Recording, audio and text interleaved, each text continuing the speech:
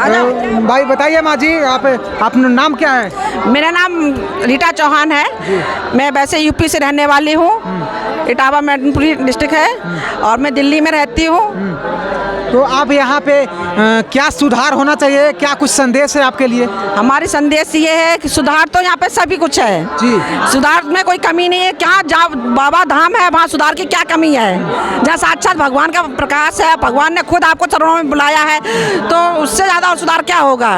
और मैं आपसे एक बात कहना चाहती हूँ कि जिन्हें हम प्यार करते हैं, जिन्हें हम प्यार करते हैं वो हमें ठोकर मार देते हैं, और जिन्हें हम ठोकर मारते हैं वो हमें प्यार करते हैं। हम परिवार को, समाज को, बच्चों को, पति को, पिता को, माँ को, बाप को, समाज को, कुटुंब को, सभी में खो जाते हैं हम जी।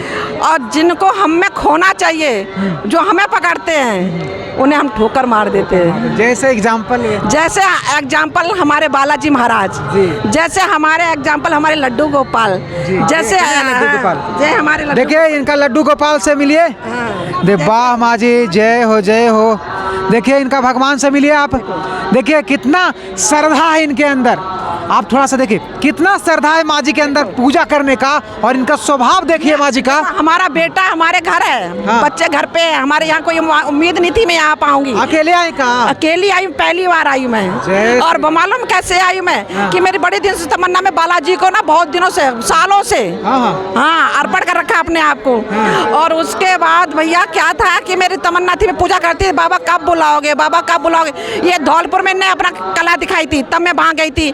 फिर उसके बाद मैं मेहंदीपुर जाने लगी। जब से मैंने यहाँ सुना ना यूट्यूब पे, तो बाबा का मैंने चैनल देखा, तो बाबा बोले ठटरी के बंदे पागलों। मैं बोली ये बाबा सही नहीं है। मैं बोली ये बाबा सही नहीं है, कैसे बोलते हैं ठटरी के बंदे पागलों, इनको कुछ नहीं आता है। फिर मैं बोली, फिर मैं ना अनुद्धा महाराज जी का भागवत सुना करती थी। मैं बोली कि ये बहुत अच्छे बाबा हैं महाराज जी, इनकी भागवत अच्छी लगती है। मैं उन पर फिदा हो गई। मैं बोली कि मैं इनको गुरु बनाऊंगी। वो कब की बात है? लॉकडाउन की बात है। ठीक है। और मेरे घर में जो भी आता तो मैं चैनल खोल देती थी। बच्चों से कहते चैनल कौन सा है, मैं भूल गई थी। मैं बोली चैनल कौन सा है। मैं जब भी जो बात सोचती थी ना, वो करेक्ट वही बात निकलती थी। हाँ वही बात निकलती। तो मैं तो भैया फिदा हो गई। मैं बोली कि मैं तो जाना चाहिए। फिदा हो गए मैं उन पे अनुद्धा महाराज जी पे। तो मैं बोली क्या रे, तो मैं बोली क्या रे बाबा देखो मैं कब जाऊंगी, कब। तो वहाँ बाबा बुला लिया, वहाँ चली गई मैं, वृंदावन चले गए, वहाँ चली गई। फिर उसके बाद मैंने फिर खोला अपना फ़ोन, तो मैं बोली अरे ये तो बालाजी महाराज की कृपा है, ये तो बालाजी के गुरु है। फिर मैं इन पे बोली, मैंने कहा ये ठटरी ठटरी की कुछ नहीं, हमने कि बाबा की कोई कृपा है, इनकी आवाज़ ही ऐसी होगी, भाषा ही ऐसी होगी। फिर मैं बोली बाबा मैं तुम्हारे पास आना चाह रही हूँ, कैसे आऊँ बाबा, मैं कैसे आऊँ? मैं बाबा को, बालाजी को मानती ना। तो मैं बोली बाबा मैं कैसे आऊँ, कितना पैसा लगता है, कैसे रास्ता है, कितना खर्चा होगा, रहने की व्यवस्था क्या, कैसे? मैं मन में सोच रही, बहुत दिमाग परेशान हो रही। तो मैंने अपने बेटे से कहा हमने वो चैनल खोलना जो बाबा जी आते हैं कहते हैं ठटरी के बंदे, हमने कि कौन सा है? तो हमारे बेटे ने जैसे खोला ना, तो वो आगे हमने काफ़ी देर तक सुना इनका प्रवचन। तो हमने देखा इनकी आवाज़, भाषा ही ऐसी है। तो हमने बालाजी की है। तो मैं इन पे भी हमने हर मेरे बाबा मुझे मिल गए। मैं एकदम इतनी खुश हुई बहुत, क्या परेशान मेरा होना बंद हो गया।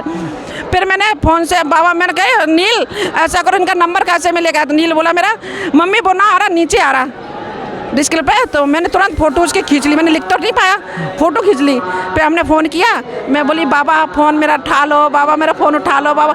मैंने 2-3 बार ही बोला, मेरा फ़ोन उठा लिया। मेरे नेटवर्क पे है बाबा, मेरे व्हाट्सएप पे मैं दिखाऊंगी अभी। और मैंने जैसे फ़ोन किया ना, उठाया तो कौन उठाया? यहाँ के भक्त लोग ही उठाए थे। बाबा ही है वो तो हमारे लिए। यहाँ का कोई भी भक्त हमारे लिए बाबा है। श्री राम, जय श्री राम। यहाँ का हर भक्त मेरे लिए बाबा है। जी जी जी जी। तो जैसे मेरे फ़ोन उठाया तो जो मेरे मन में चल रही थी बात, कितना किराया लगेगा, कितनी दूर है, और कैसे जाएंगे, कौन से स्टेशन पर उतरेंगे, कहाँ से रास्ता मिलेगा, ऐसे ऐसे ऐसे करके। तो मैं बोली कि क्या करूँ बाबा, मैं बड़ा परेशान हूँ, मेरा मन कर रहा है आने के लिए, मुझे रास्ता बताओ ना। पैसा तो है नहीं पर बता दो कितना कितना लगेगा।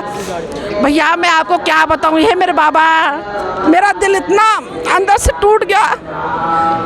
बाबा ने सारी बात बता दी। बताइए तो। सारी, किसी भक्त ने फ़ोन किया, उस फ़ोन पे जैसे आप बोले ना, उसी तरह सारी चीज़ बता दी। यहाँ पे उतरो, जय श्री राम, यहाँ पे उतरना है, यहाँ पे जाना है, इतना पैसा लगेगा, इतना ये होगा, इतना वो होगा। उस दिन से मेरा मन ना इतना बेचैन हो गया कि बाबा मुझे कब बुलाओगे बाबा।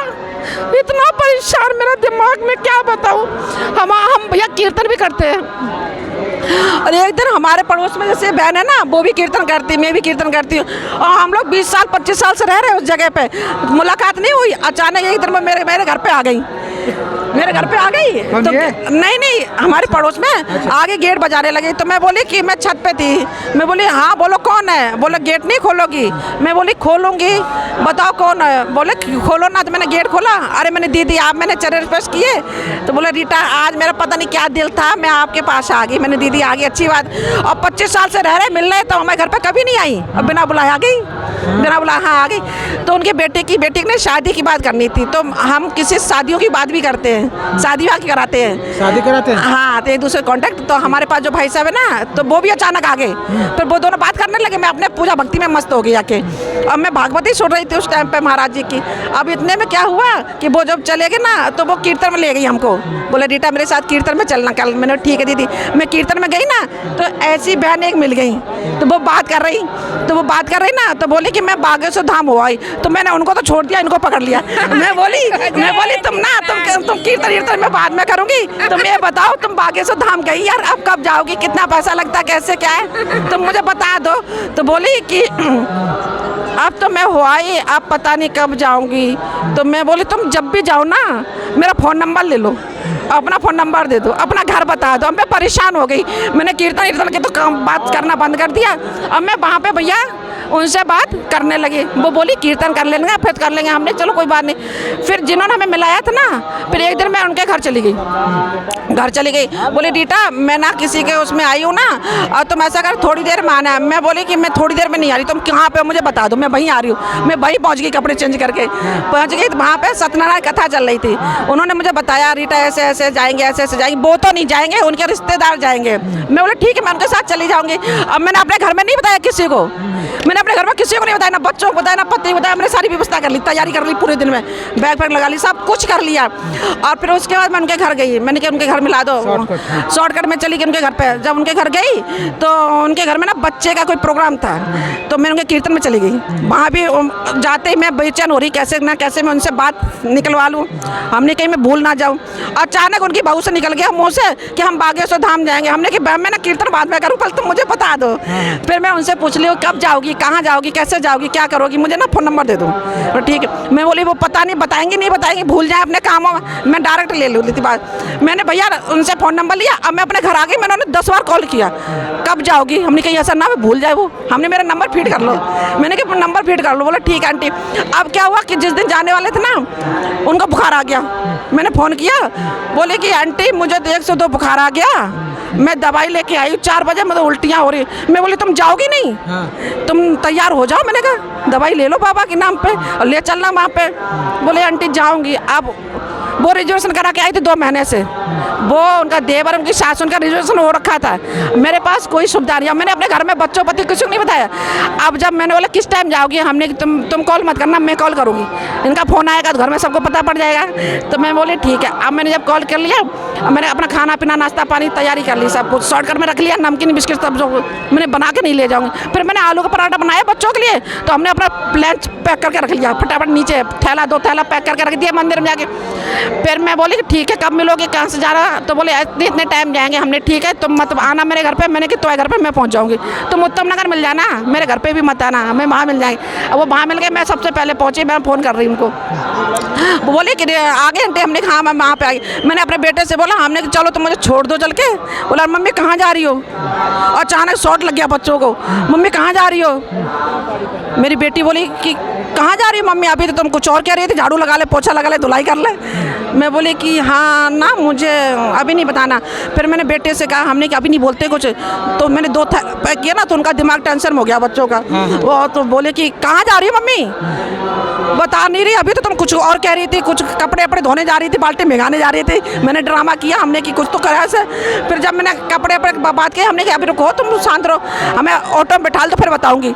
जब मैं ऑटो में बैठ गई तब मैंने कही मैं बालाजी जा रही हूँ। मैंने कहा मैं बालाजी जा रही हूँ। बच्चे बोले मम्मी तुम ऐसे जा रही हो, बताया नहीं तो पापा को नहीं। मैंने कहा कोई ज़रूरत नहीं किसी को बताने। मैंने कहा ये अड़चल पैदा करते हैं, परेशान करते हैं, टेंशन देंगे हमको, हम चले जाते, बाद में देखा जाएगा जो होगा।